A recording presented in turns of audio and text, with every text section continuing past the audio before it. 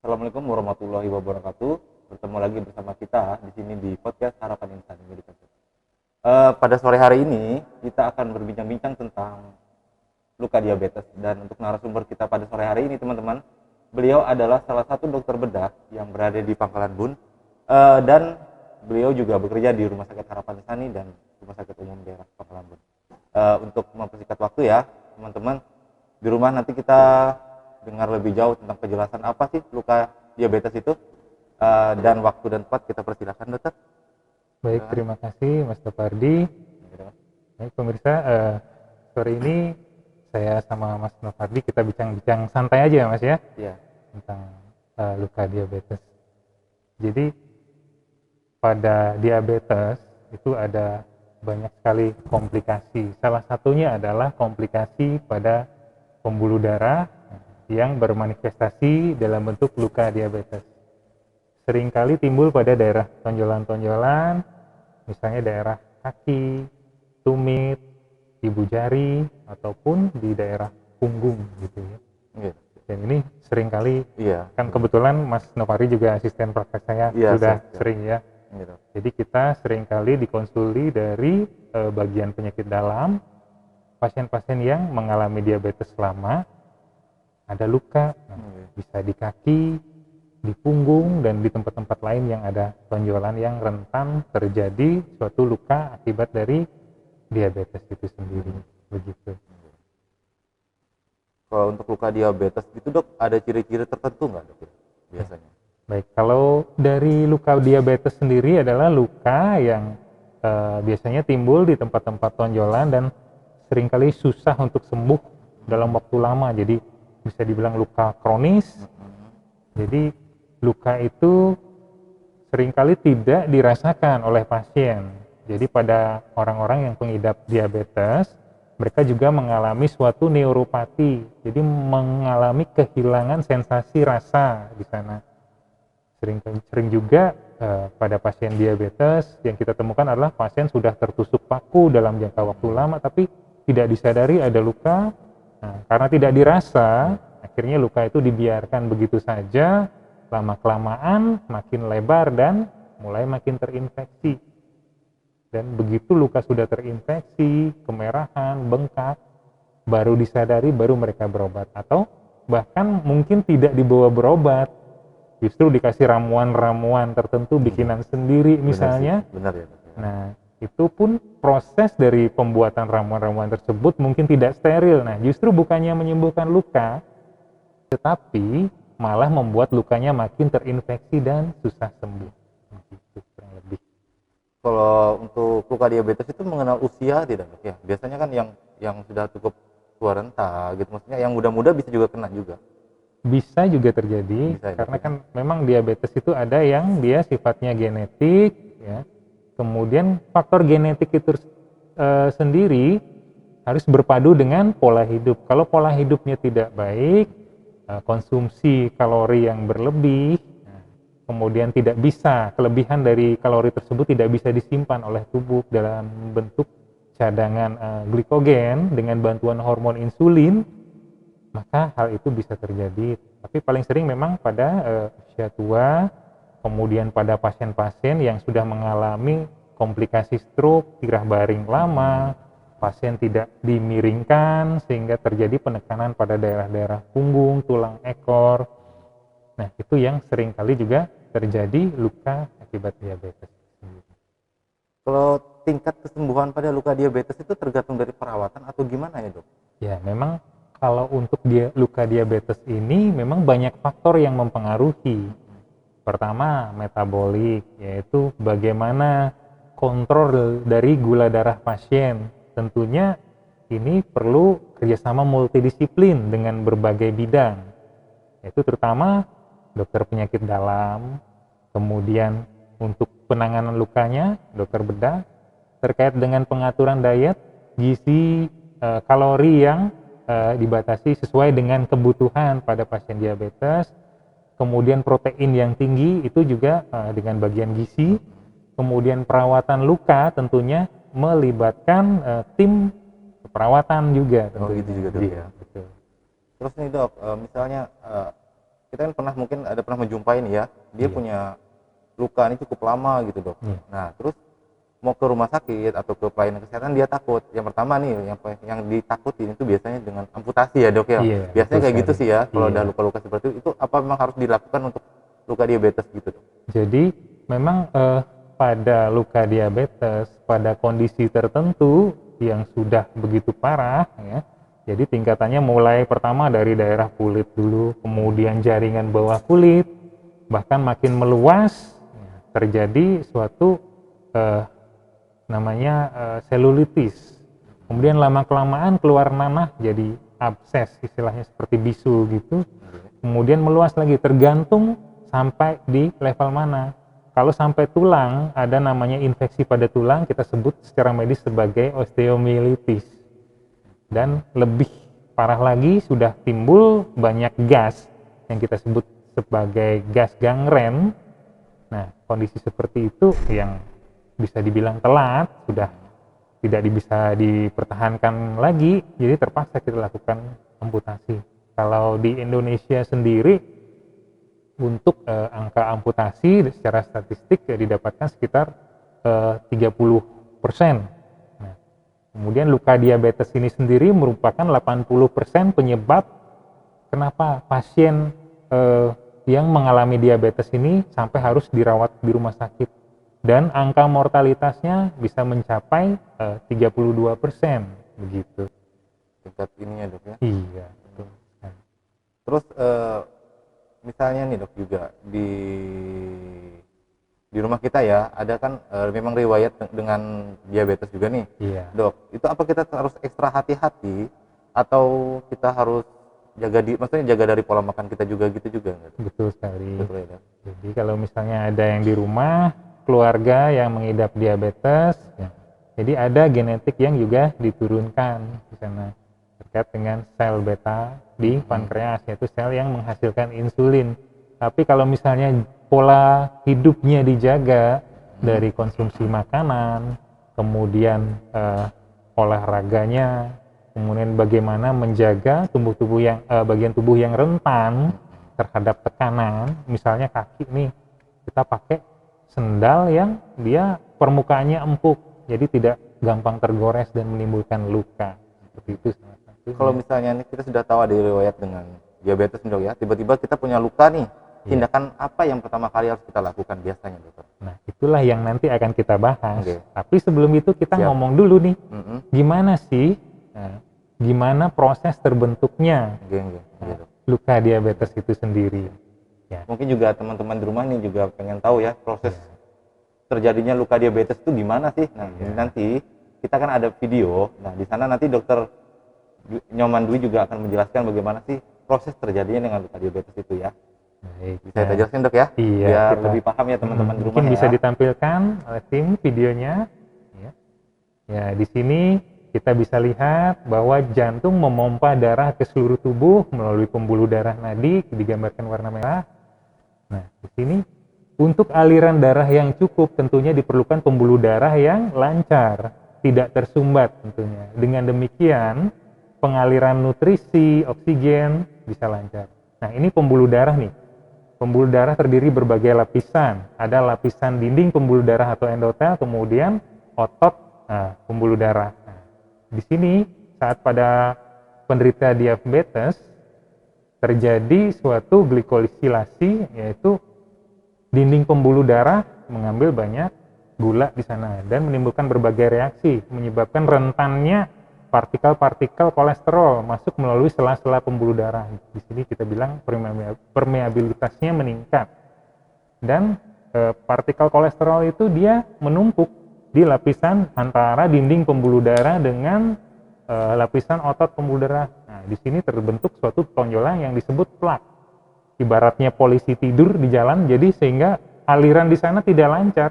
Makin lama plak ini pun makin menebal, sehingga aliran darah di sini dia tekanannya tinggi, deras, tapi kurang alirannya. Dan plak itu sendiri lama-kelamaan bisa terkikis oleh aliran darah yang mengalami turbulensi itu sendiri.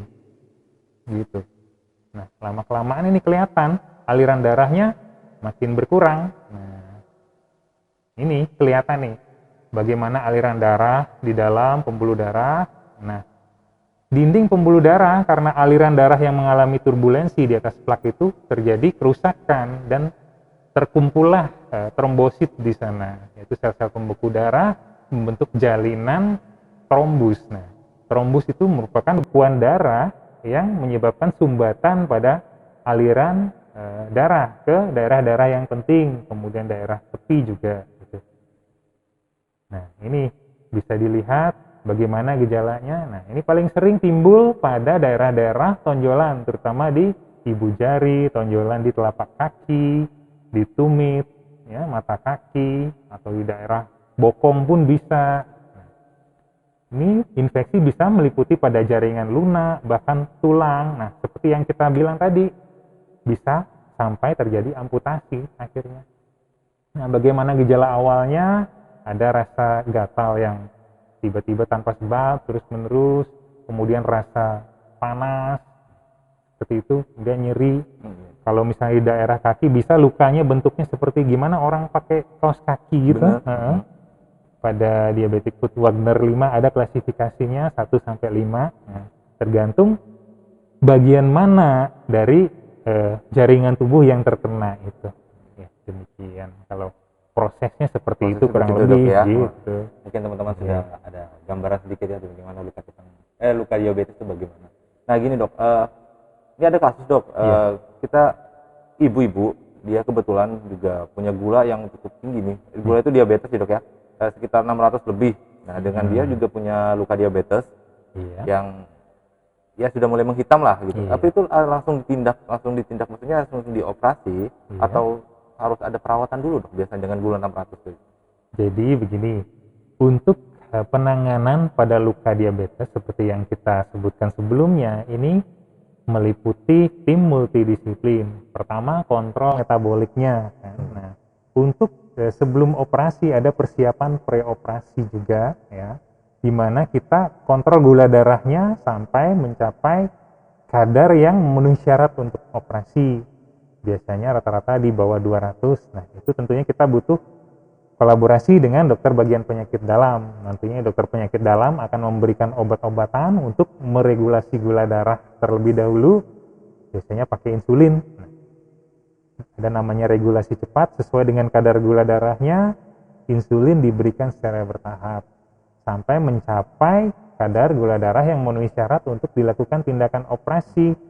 Misalnya kita jadwalkan operasi misalnya jam 8, gimana targetnya? Sekian jam dia butuh waktu untuk menurunkan kadar gula darah hingga mencapai kurang dari 200 itu untuk bisa memenuhi syarat pembiusan. Nah, gitu.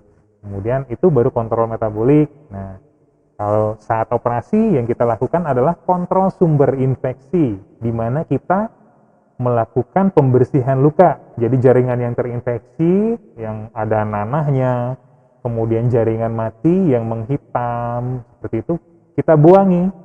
Kita buang, iya betul. Istilahnya debris demang, yaitu devitalisasi jaringan, sampai kita ketemu batas jaringan sehat yang masih ada aliran darahnya di sana. Harapan kita dengan demikian bisa tumbuh suatu jaringan baru, namanya jaringan granulasi yang bisa menutupi luka itu sendiri. Begitu tumbuh jaringan granulasi, ya, pada saat perawatan yang tentunya butuh waktu, ya, rata-rata bisa sampai 2-3 bulan sampai akhirnya tumbuh kulit. Nah, kalau seandainya belum bisa tumbuh kulit, nantinya kita bisa lakukan cangkok kulit, istilahnya skin graft, ya.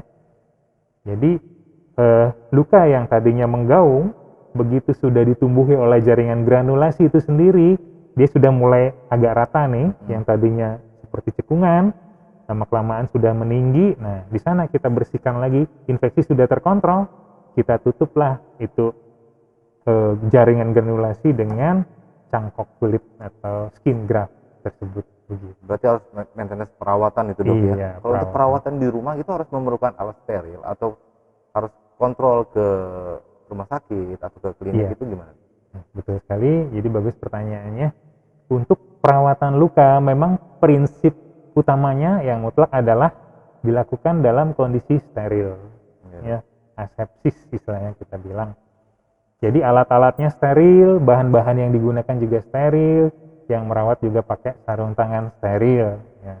Harapannya dengan kondisi seperti itu kita bisa membuangi jaringan yang mati dan tidak mengkontaminasi lagi luka yang sudah ada itu. Jadi untuk perawatan luka diabetes bisa dilakukan di rumah sakit ataupun seperti yang kita lakukan di Harapan Insani, ada tim keperawatan yang juga membantu untuk home care sehingga pasien juga merasa terbantu dirawat lukanya di rumah setiap berapa hari dengan bahan-bahan tertentu, dan bahan-bahan untuk perawatan luka pun cukup banyak macamnya ya, mulai dari yang sederhana ya dalam bentuk salep, dalam bentuk tool, batigras atau ya nggak boleh sebut merek mungkin ya, benar, ya. Intinya adalah modern dressing lah seperti itu. Jadi dengan bahan-bahan tersebut harapannya adalah bisa melakukan debris demang atau pembersihan luka secara kimia yang tadinya jaringan matinya itu masih keras, kita lunakkan dulu sehingga lebih gampang kita buang secara mekanis dengan pemotongan dengan menggunakan alat-alat steril harapannya itu. Dan nanti mereka juga menggunakan bahan-bahan untuk menumbuhkan jaringan itu sendiri, misalnya asam hyaluronat atau bahan-bahan lainnya. Dan tentunya prinsip perawatan luka pun berbeda-beda dengan kondisinya. Kalau pada luka yang masih mengalami nanah ya atau eksudat, prinsipnya adalah menyerap ya, jadi ada bahan absorben. Kalau yang sudah teratasi infeksinya yang perlu kelembaban moist, ada lagi bahannya tertentu. Nah, begitu sudah tumbuh, ada lagi bahan tertentu untuk sebagai jembatan jaringan supaya tumbuh kulit atau epitel itu sendiri untuk menutupi luka yang tadi sudah dilakukan perawatan tersebut. Berarti itu harus benar-benar sabar dok ya, nggak langsung instan langsung habis operasi langsung selesai gitu, enggak ya dok ya? Berarti memang ada perawatan lanjutannya dok ya? Iya biasanya betul, ya. ada tahapan-tahapan yang harus dilewati. Tentunya pertama kepatuhan dari pasien dan keluarga itu sangat penting ya. Kedua kesabaran, karena obat saja tidak cukup. Jadi dari nutrisi ya, misalnya makan makanan yang mengandung protein, antioksidan ya, yang protein misalnya putih telur, kemudian ikan gabus, kalau di sini kan ikan haruan ya namanya ya. Nah, itu bagus sekali untuk penyembuhan luka. Jadi jangan dikira hanya dengan obat saja terus bisa langsung sembuh ya. Tentunya harus didukung oleh berbagai faktor yang kita sebutkan faktor dok ya. Iya. Jadi nggak langsung operasi selesai gitu enggak. Ya. Memang harus ada maintenance perawatan. Terus gini dok, kalau memang kita salah perawatan nih di rumah ya, mungkin cuma luka kecil nih, saya dioles aja lah pakai ini tiba-tiba membesar, itu apa harus langsung kita bawa atau enggak deh dok biasanya? Intinya adalah sedini mungkin, kalau kita sudah sadari ya, lukanya sedini mungkin dilakukan perawatan. Kenapa? Kalau lukanya masih di permukaan, kita cukup melakukan pembersihan luka saja. Tapi kalau sudah sampai ke tulang atau meluas ke tempat yang lebih jauh lagi, bahkan sampai di rongga-rongganya timbul nanah, tindakannya pembersihan itu, bahkan kalau misalnya sampai tulang yang terinfeksi osteomielitis, tidak bisa dipertahankan lagi. Makanya terpaksa ada pada beberapa kasus dilakukan amputasi. Tujuannya apa? Supaya infeksinya itu tidak menyebar kemana-mana. Kalau menyebar kemana-mana infeksinya, pasien bisa jatuh pada kondisi sepsis ya, di mana metabolit dari atau zat-zat yang dihasilkan, racun lah yang dihasilkan oleh kuman-kuman yang menginfeksi tersebut menyebar ke seluruh tubuh lewat pembuluh darah ya. Nah, itulah yang kita cegah, jangan sampai seperti itu. Bisa berakibat fatal juga dok ya? Iya betul. Bisa mengancam nyawa juga dok biasanya? Iya betul sekali, karena ada kondisi di mana sepsis atau infeksi itu sendiri menyebabkan kadar gula darah tidak terkontrol. Jadi gula darahnya naik turun, bahkan pasien tidak sadar segala macam, bahkan bisa shock. Shock itu kondisi di mana aliran darah ke seluruh tubuh tidak mencukupi, terutama ke organ-organ vital, sehingga tekanan darahnya mendadak turun. Kondisi komplikasi yang lebih lanjut bisa sampai ke otak, misalnya penurunan kesadaran jadinya pasien, kemudian fungsi ginjalnya juga menurun. Berarti Jadi, komplikasi dok ya, ke semua komplikasinya ya. lebih jauh. Intinya adalah prinsip dari sepsis ini adalah menanganinya dengan cara satu, kita kontrol sumber infeksinya dulu. Kemudian kedua, pemberian cairan cukup. Ketiga, antibiotik. Tentunya itu dilakukan di rumah sakit, tidak bisa di rumah kalau seperti itu. Iya. Jadi gini dok, kalau kita sudah terkena dengan luka diabetes nih, untuk dari proses dia menjadi luka diabetes tuh untuk orang, maksudnya usia itu faktor utamanya bukan dok? Itu salah Maksudnya, satu faktor risiko iya, sebenarnya, bukan maksudnya faktor utama. dia ini luka nih dok lah, luka kecil ya. Terus Iya. untuk menjadi luka diabetes itu membutuhkan waktu atau tergantung dari riwayat yang maksudnya dari pola hidupnya dia gitu dok? Biasanya? Iya. Jadi memang butuh waktu ya. Kemudian sangat didukung juga dengan pola hidupnya yang tidak terkontrol. Berarti beda-beda tiap Iya, individu dok jadi ya, nggak langsung ya? betul sekali. Jadi setiap pasien yang kita hadapi dengan kondisi luka diabetes, istilahnya masalahnya berbeda-beda, personalized lah istilahnya gitu. Jadi di sana kita evaluasi dulu, ini pasien A masalahnya apa saja, apakah dia terkontrol atau tidak gulanya. Nah di sini kita kolaborasi dengan dokter penyakit dalam untuk mengontrol metaboliknya. Pasien B misalnya gula darahnya sudah terkontrol, kita tinggal luka dan perawatannya. Ya ini di sini juga sudah kita pernah melakukan hal seperti ini, bukan pernah lagi, sering malah Sering ya. dok, di harapan Jadi, rumah sakit Harapan Insani dok betul. ya. Nah, jadi ada mungkin contoh fotonya bisa ditampilkan, tim. Nah, ya jadi pada gambar yang ditampilkan, pada yang paling pojok, paling atas kiri, itu gambar di mana lukanya ada terinfeksi ya, ada jaringan yang kuning-kuning. Jadi bagian yang kuning-kuning sebelumnya malah hitam itu, ini sudah sempat dilakukan pembersihan. Kemudian sebelahnya sudah mulai tumbuh jaringan merah yang kita sebut sebagai jaringan Itu yang granulasi tadi. ditunggu-tunggu dok, dok Iya, ya, betul. yang jaringan merah itu ya. Iya, kita tumbuhkan Oke. sampai dia menutupi, yang itu kan kelihatan sampai urat-uratnya yang putih-putih itu, urat ke jari-jari kakinya. Kemudian sudah tertutup semua, lama-kelamaan akan timbul kulit yang menutupi. Kalau sampai sekian lama tidak timbul kulit atau tumbuh kulit epitel itu untuk menutupi luka yang sudah terjadi, mungkin kita lakukan operasi berikutnya untuk pencangkokan kulit kalau misalnya daerah yang terbuka cukup luas ukuran lukanya. Berarti Ya. itu operasi nggak cuma sekali dok, biasanya dok kalau untuk yang grade-nya lebih tinggi, yang lebih berat gitu dok ya. Iya betul, ada Ada tahapannya ya. tahapan-tahapan tertentu yang harus dilalui di sana. Oke dok, kita break dulu dok ya sambil nunggu pertanyaan-pertanyaan dari sahabat HI. Kalau yang mau Baik. bertanya nanti langsung komen aja, nanti langsung dijawab dengan dokter spesialis kita, Dokter Nyoman Dwi, MBiomed, SPB Mars. Ya dok ya. Oke. Terima kasih. Oke sahabat HI, kita kembali lagi ya dok ya di acara podcast kita pada sore hari ini tentang luka diabetes. Dok, ini ada pertanyaan-pertanyaan ini dari teman-teman kita ini. Ya. Yang pertama ya dari Ulianto 22 dok. Izin bertanya dokter, untuk luka diabetes bisa nggak sih dirawat sendiri?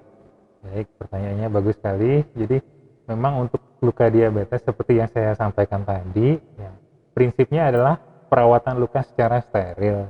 Kalau misalnya sudah terlatih atau bisa untuk merawat luka secara steril, bisa saja dilakukan, atau boleh minta bantuan misalnya perawat ataupun dokter terdekat di sana yang dekat dengan tempat kediaman masing-masing, atau dengan home care. Jadi kan lebih terjamin di sana. Benar, ya, untuk ya. terkait dengan alat-alat yang dipakai, kesterilannya, bahan-bahan yang dipakai sesuai dengan kebutuhannya. Cuman kadang-kadang pada pasien-pasien tertentu yang well educated, jadi mereka bisa mengikuti. Jadi saat dirawat nih kita ajari caranya bagaimana menjaga kesterilan, kemudian bisa perawatan gitu, luka. Dok, ya? Bisa saja, asalkan bisa dirawat dengan tepat sesuai dengan yang kita ajarkan saat dirawat di rumah sakit. Bisa. Terus ini ada dari Aib Bontot dokter. Bagaimana cara mengetahui luka diabetes itu? Terima kasih dok. Baik. Pada luka diabetes itu cenderung adalah suatu luka kronis, jadi sudah berlangsung lama, kemudian sukar sembuhnya. Kadang-kadang bisa disertai dengan tanda-tanda yang lain juga, misalnya sering gatal atau timbul luka-luka bernanah tanpa sebab di berbagai tempat, bisa saja itu terjadi. Nah, di sanalah yang penting kita menggali riwayat dari keluarga, misalnya orang tua, apakah ada yang punya sakit diabetes sebelumnya, atau saudara terdekat. Nah, begitu kita menyadari hal tersebut, segeralah berobat ke dokter. Awalnya mungkin bisa ke dokter penyakit dalam dulu, nah berikutnya kalau ada luka yang perlu ditangani oleh dokter bedah, nanti akan dikonsultasikan kembali ke dokter bedah oleh dokter bagian penyakit dalam.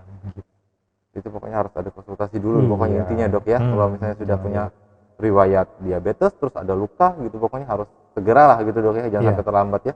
Iya betul. Terus ini dari Imul doang dokter, izin dokter, apakah setiap luka itu berbeda penanganannya dok? Maksudnya dari grade lukanya gitu dok? Iya betul sekali, seperti yang sempat sudah kita sampaikan tadi saat podcast tadi.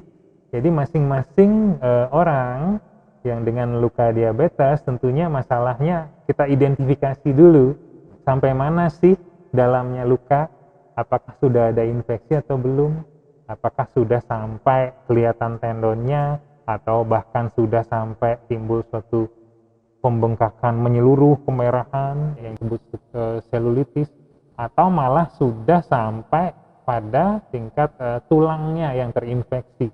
Jadi benar-benar berbeda masing-masing. Berbeda banget ya dok ya. Jadi nggak harus sama dok ya. Misalnya cara penanganannya lukanya seperti apa, terus cara perawatannya juga ya dok ya. Betul sekali. Oke dok, ini ada pertanyaan lagi dok dari Kus08278 dok. Apakah luka pada penderita diabetes bisa sembuh dok?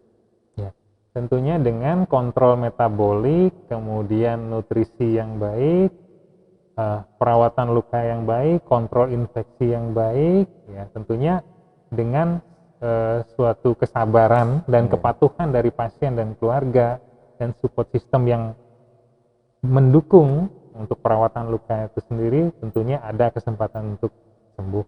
Terutama kalau luka ini sudah disadari sejak dini, lebih awal dok ya. Betul sekali, lebih awal, dimana kita masih bisa hanya dengan membersihkannya, benar-benar membersihkan jaringan matinya, kemudian baru kita fasilitasi restorasi dari jaringan yang untuk tumbuh menutupi luka tersebut. Harapannya nanti bisa tertutupi oleh kulit kalau misalnya semua komponen atau faktor-faktor pendukung bisa kita satukan di sana saat perawatan luka. Oke, dok. Ini juga pertanyaan lagi nih dok dari Nada Nadine Collection dok. Misalnya luka diabetes yang parah setelah dioperasi, apakah luka itu akan selesai? Terus bisa tumbuh luka baru nggak sih dok di tempat yang lain? Baik, seperti yang sudah kita bahas tadi ya. Jadi untuk luka diabetes itu sendiri memang ada tahapan-tahapan yang dilalui tergantung dari kedalaman luka tadi. Kalau misalnya hanya superficial atau permukaan, kita bersihkan dulu. Pertama adalah kontrol infeksinya.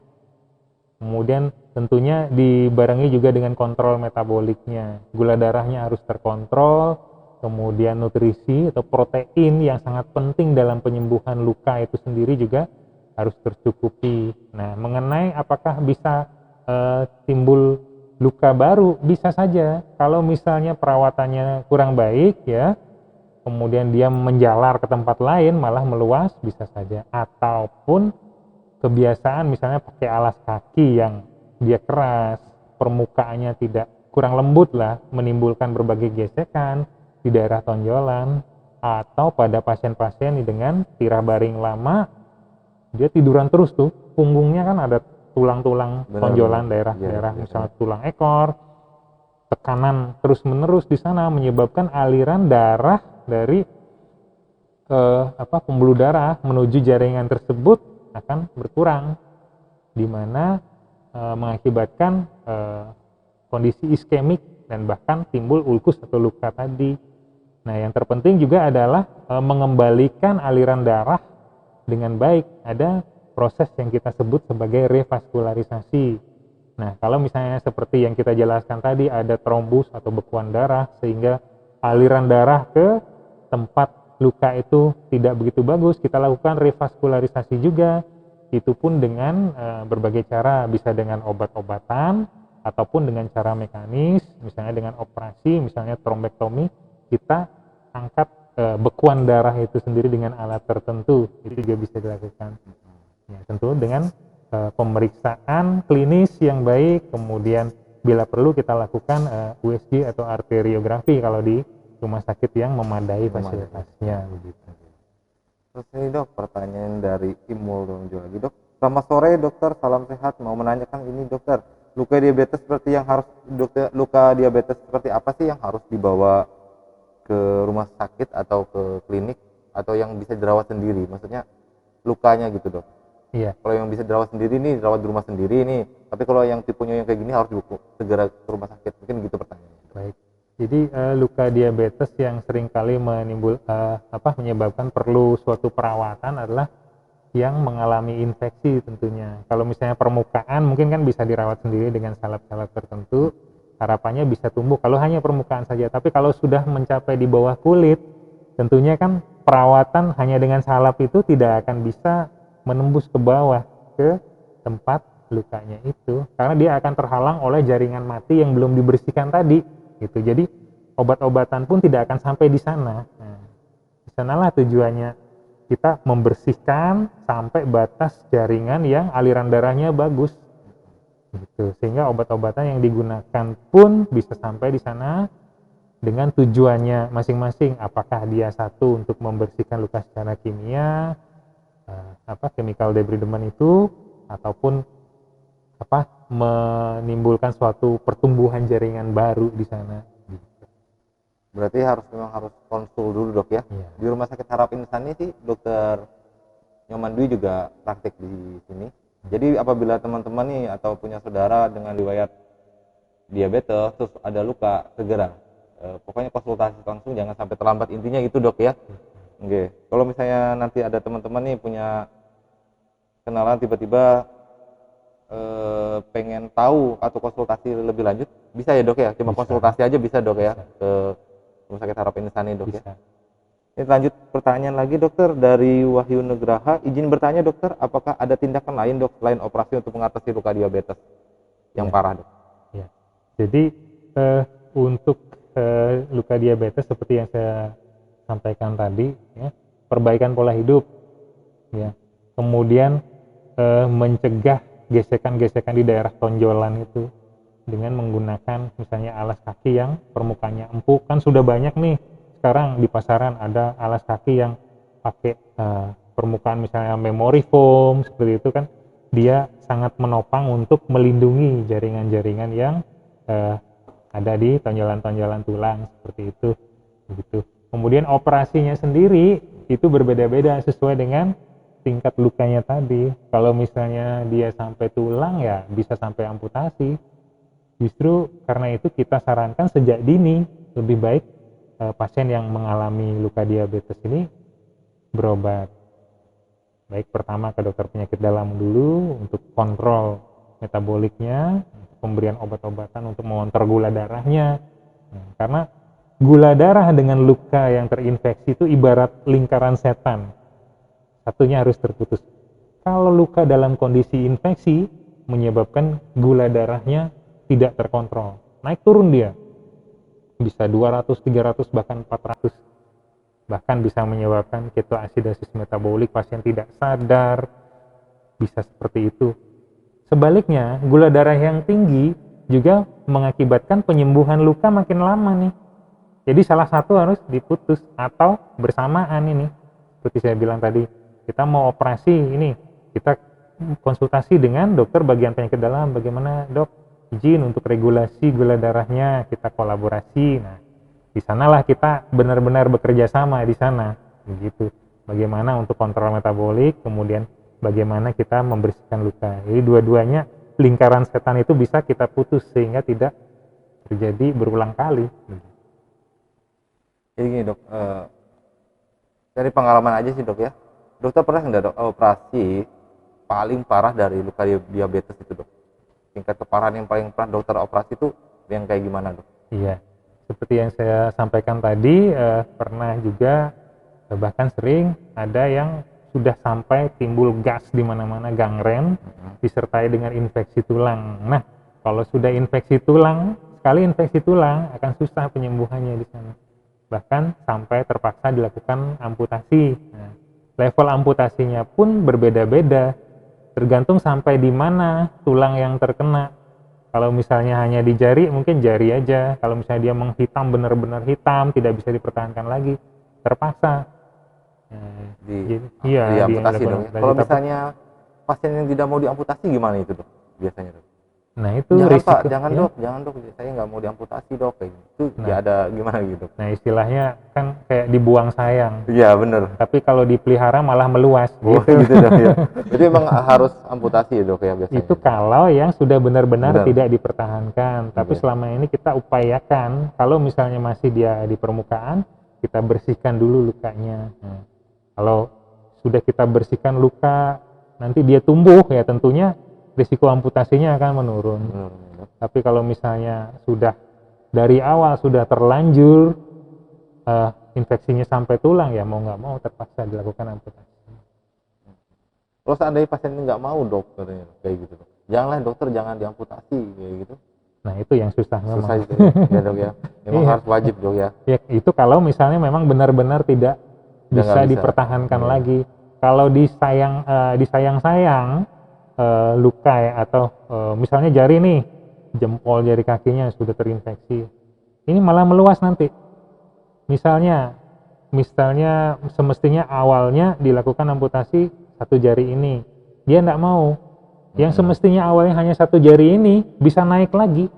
Aduh, ngeri juga gitu dok ya. Iya, jadi infeksinya bisa menjalar. Apalagi kalau gula darahnya tidak terkontrol, proteinnya tidak cukup, pembersihan lukanya juga tidak memadai, itu bisa terjadi.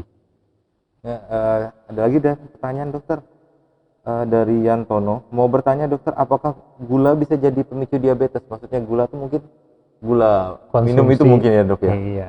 Bisa Baik. tidak dok ya? Nah, jadi gula itu istilahnya secara kimia kita sebut sebagai karbohidrat ya. Nah, ini tentunya di metabolisme di dalam tubuh. Nah, pada orang-orang yang sel beta pankreasnya tidak mencukupi untuk menghasilkan insulin, untuk menyimpan kelebihan gula itu sendiri, makanya itu yang bisa menimbulkan suatu diabetes atau terjadi resistensi insulin. Misalnya pada pasien-pasien yang gemuk, dia ada produksi insulinnya tapi tidak bisa membantu untuk menyimpan gula itu ke dalam otot misalnya. Itu bisa termanifestasi sebagai diabetes. Nah, tentunya hal ini bidangnya dokter bagian penyakit dalam ya.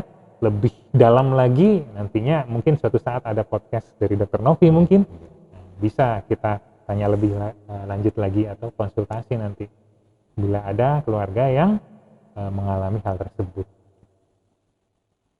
Bisa menunggu teman-teman sahabat HI bertanya lagi dok ya. Ini mau tanya dok, kalau untuk di ruang operasi, kalau untuk tipe-tipe luka yang paling lama itu ya amputasi dok ya biasanya dok. Kalau sampai pada gangren atau osteomelitis, yang pilihan terakhir itu adalah amputasi. Kalau misalnya memang benar-benar tidak bisa dipertahankan. Tetap ada pertimbangan dok ya. Iya, biasanya dokternya. Dan nantinya kalaupun misalnya sudah dilakukan dan tidak bisa dipertahankan nih, terpaksa amputasi, nantinya kita konsultasi juga ke dokter bagian rehabilitasi medik. Mungkin ada misalnya amputasinya di bawah lutut, ada kaki palsu ya, protesa untuk menyangga ya, menyangga. Jadi mungkin fungsinya tidak sama dengan kaki aslinya. Iya, sifatnya penyangga secara kosmetik, kemudian menyangga tubuh agar bisa berjalan kembali dengan panjang kaki yang sama. Tentunya diukur dulu oleh dokter bagian rehabilitasi medik. Tentunya kalau luka operasinya sudah kering, dilakukan pengukuran dulu, kemudian dilakukan rehabilitasi medik, melatih pasien berjalan dengan protesa atau kaki palsu buatan itu sendiri. Kita sambil nunggu pertanyaan lagi dok. Ya, kalau misalnya ada juga nih dok, kasus juga nih, dia baru kena paku 3 hari, tapi tiba-tiba langsung busuk gitu dok. Itu memang dari infeksi dari pakunya biasanya itu atau diabetesnya itu dok? Iya, jadi memang multifaktor di sini. Pertama, luka ya. Biasanya dia bilang 3 hari nih, baru disadarinya 3 hari. Gitu biasanya gitu dok ya. Sebenarnya sudah lama itu. Oh, kok tiba-tiba lubang dia baru nyadar. Kenapa? Seperti yang saya bilang adalah ada suatu gangguan yang namanya neuropati. Pasien kehilangan sensasi rasa, raba gitu. Padahal pakunya sebenarnya sudah lama, tapi dia baru lihat 3 hari yang lalu. Nah, sesungguhnya bisa saja itu sudah 2 minggu. Nah, jadi tidak ada yang tiba-tiba di sana. Berarti ada proses yang terjadi. Nggak sadar berarti dok ya? Iya, mungkin tidak disadari. Ini dok pertanyaan lagi dok, bisa nggak dok pakai obat herbal maksudnya untuk luka diabetes itu dok? Iya. Ditetesin pakai, mohon maaf nih, madu atau apa gitu dok? Iya. Jadi memang ada penelitian di center-center pendidikan, ada yang menggunakan madu yang disterilkan segala macam, ada yang berhasil dengan menumbuhkan. Tapi tentunya kita perlu telaah lagi nih, apakah sudah sesuai untuk pasien ini. Kalau misalnya kontrol metaboliknya sudah bagus, kemudian fasilitas pelayanan kesehatannya memadai untuk itu, bisa saja dilakukan. Jadi tidak asal madu yang baru diproses terus dituang, enggak Kan juga. iya, Tentunya ada. Biasanya kan kita dapat info dari tetangga-tetangga nih dok, pakai madu itu. aja, pakai apa gitu. Nah itulah kenapa banyak masyarakat awam yang lebih percaya kata orang, kata tetangga. Nah begitu saya tanya, kata siapa? Kata orang, katanya dikasih ini. Gitu dong. Seringkali terus seperti itu. Kayaknya lebih baik dilakukan konsultasi pada orang yang tepat, ya, yang berkompeten tentunya, dokter penyakit dalam terdekat, dokter spesialis bedah terdekat, ataupun tenaga kesehatan lainnya, dokter umum, perawat. Di rumah sakit Harapan Insani ada dok ya, lengkap ya dokternya dok ya. Iya. Terus ini dokter, ada pertanyaan lagi dok dari Rizky dok. Selamat sore, izin bertanya dok, apakah dampak diabetes mellitus pada ibu dan bayi itu pada saat persalinan? Oh, ini sudah ranahnya ke dokter penyakit dalam dan obgyn lagi. Gitu. Kalau sekilas sih, kalau pada persalinan, kalau pada bayi ada yang namanya makrosomia, yaitu badan bayi besar bisa sampai 4 kilo lebih. Nah ini dibahas lagi nanti dengan dokter Ulianto ya, dokter spesialis kandungan kita. Ya. Tunggu dok ya, bentar ya. Kalau di HI banyak ya dok pasien-pasien yang seperti itu dok ya, yang diabetes gitu cukup dok, banyak ya, yang bahkan dilakukan perawatan di rumah, juga ada yang sudah sembuh. Banyak ya dok ya. Iya, seperti yang contoh. Itu berarti pasien yang kita rawat dok iya, ya? kita rawat di sini. Di rumah sakit Harapan Insani, kita lakukan pembersihan luka di sini, kontrol metabolik oleh dokter penyakit dalam di sini, dan dilakukan perawatan oleh perawat kita di sini. Ya, konsultasi gizinya juga oleh tim gizi kita di sini. Jadi cukup memuaskan hasilnya. Kalau yang itu butuh waktu sekitar 3 bulan oleh salah satu perawat kita yang di home care, ada Mas Haji ya. Itu. Dan banyak juga perawat-perawat kita yang bisa membantu untuk itu. Berarti harus ada maintenance perawatan gitu dok, yang nggak dilepas tentunya. Biasanya nggak dilepas dokter ya biasanya. Betul. Pasti juga selesai operasi dirawat di rumah tetap harus kontrol biasanya dok ya. Iya, ada periode-periode kontrol tertentu untuk kita yakinkan oh ini sudah cukup gitu misalnya. Tapi tetap pola hidup dijaga, sama menjaga daerah-daerah tonjolan misalnya di kaki itu dengan menggunakan alas kaki yang empuk yang bisa melindungi sehingga bisa mencegah gesekan yang bisa menimbulkan luka. Yang paling banyak di kaki biasanya dokter. Paling sering juga. Ini dok, satu pertanyaan lagi dok sebelum kita akhiri untuk podcast pada sore hari ini dok ya. Apakah ada cara dok untuk merekayasa jaringan agar jaringannya diamputasi itu minimal gitu dok? Kalau bisa pulih lagi. Oh iya. Kalau merekayasa sih sebenarnya prinsip dari luka ini adalah kita membuang jaringan mati ya. Membuang jaringan mati. Kemudian di sini adalah kita optimalkan aliran darahnya dengan cara revaskularisasi. Bisa dengan obat-obatan tertentu ya, termasuk salah satu juga obat untuk mencegah pembekuan darah ada juga, atau dengan teknik revaskularisasi dengan pembedahan. Kalau sampai ada suatu sumbatan aliran pembuluh darah, kita akibat dari bekuan darah itu sendiri, kita keluarkan bekuan darahnya gitu, dengan cara operasi tersebut dengan alat-alat tertentu tentunya. Gitu. Kalau merekayasa sih mungkin kayak kultur jaringan gitu mungkin ya, maksudnya ya. Mungkin ambil dari jaringan mana gitu dok. Ya. Kalau prinsipnya adalah seperti yang kita bilang tadi, bila luka infeksinya ini sudah teratasi, sudah timbul suatu jaringan granulasi sebagai bantalan dari tempat tumbuhnya kulit nantinya. Kalau misalnya permukaannya luas dan tidak dimungkinkan pemulihan atau timbulnya kulit atau pertumbuhan epitel itu secara spontan, bisa kita ambilkan dari tempat lain dengan cara cangkok kulit tadi.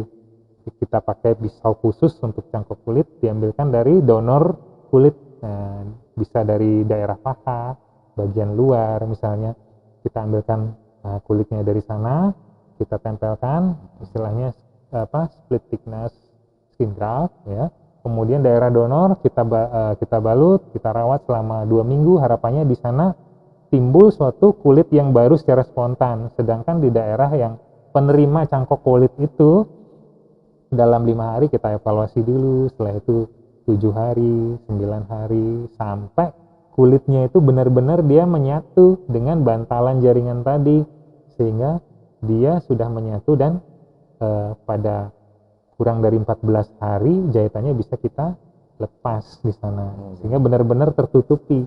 Karena kulit itu sendiri ibaratnya sebagai skin barrier ya, jadi barrier terhadap kuman, benteng pertahanan terhadap kuman. Karena dalam kulit itu sendiri kan ada kelenjar keringat, kelenjar minyak, itu juga sangat penting untuk mencegah infeksi. Ya dok, mungkin sudah kita cukup untuk ini dok ya, podcast pada sore hari ini dok ya. Baik, Oh ya dok, terima kasih. hari ini kan kebetulan hari Dirgahayu betul ID sekali. dok ya, ada Iya, ucapan untuk betul sekali. teman-teman sejawat dokter. Baik, kebetulan hari ini adalah tanggal 24 Oktober 2021, di mana hari ini merupakan hari jadi ID ke-71. Jadi di sini kami mengucapkan selamat hari jadi ID ke-71, tetap semangat pasca pandemi COVID-19 menuju kemandirian kesehatan bangsa. Untuk dokter-dokter yang bertugas dimanapun berada di seluruh Nusantara, kami ucapkan selamat dan tetap berkarya. Semangat dok ya. Ya teman-teman, apabila nanti teman-teman pengen konsultasi dengan dokter Dwi Nyoman, beliau praktek di Rumah Sakit Harap Insani hari Selasa, hari Kamis, Sabtu, Minggu ya. Kalau misalnya hari lain nanti tergantung dari janjian aja sih dok ya, biasanya gitu dok ya. Ya semoga podcast pada sore hari ini bermanfaat untuk teman-teman semua sebagai tambahan wawasan dan ilmu yang bermanfaat ya. Selalu tetap taat protokol kesehatan, ayo vaksin, Harapan Insani melayani dengan sepenuh hati. Saya Nopardi Aribowo dan Dr. Mandu Mahadiana, spesialis bedah, mengucapkan terima kasih.